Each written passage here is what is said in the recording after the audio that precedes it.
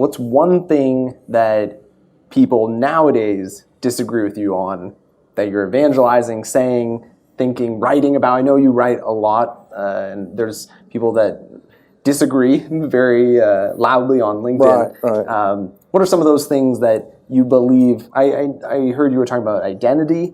That was something a lot of people were kind of, they said was controversial.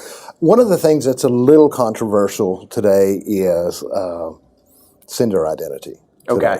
We need to validate who's sending the message.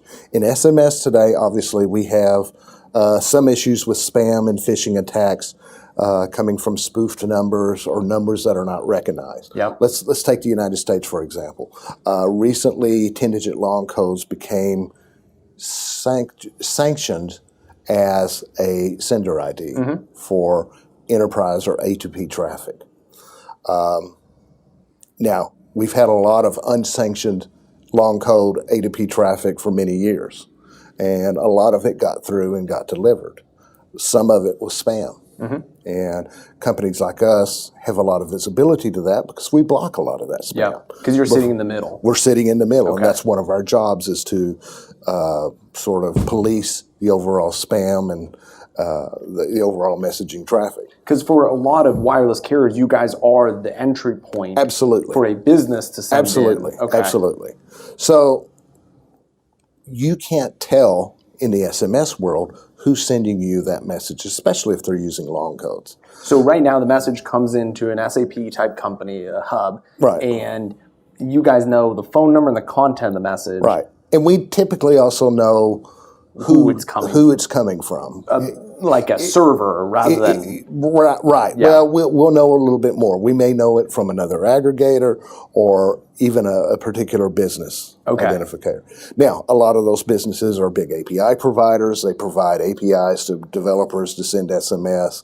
So even through those, we can get some spammers.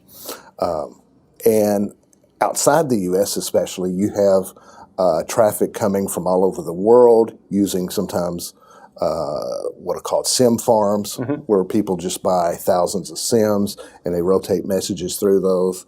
They can be phishing messages, they can be spam messages. There's a lot of ways of doing it. It's a very low cost way of sending messages, not approved. Yeah. You know, it gets blocked a lot.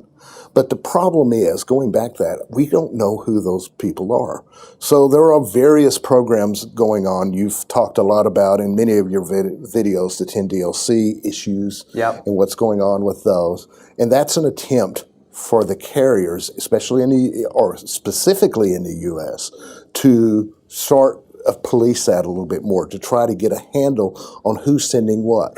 We also, of course, have short codes. Many of the short codes are vanity short codes that can spell out something. That's all well and good. Then you've got toll-free messaging. A lot of people use vanity toll-free so you can identify senders there. But that's an issue. That's an issue, sender identification.